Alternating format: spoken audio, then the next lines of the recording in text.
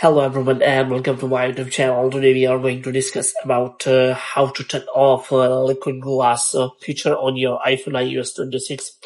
So basically iPhone iOS 26 has been launched, and with that new iPhone features are also available in, and one of the feature is the liquid glass feature.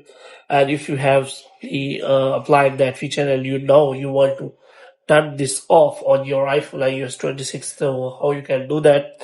For this, what you have to do, you have to simply watch this video completely.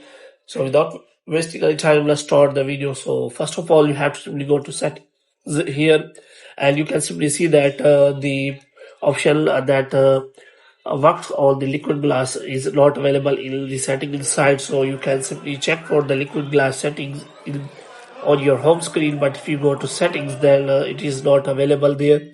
So now if you want to turn this off for liquid glass, then you have to simply press and hold on the black side of your screen, and after that you will find that edit option here, and here you can simply click on that edit option.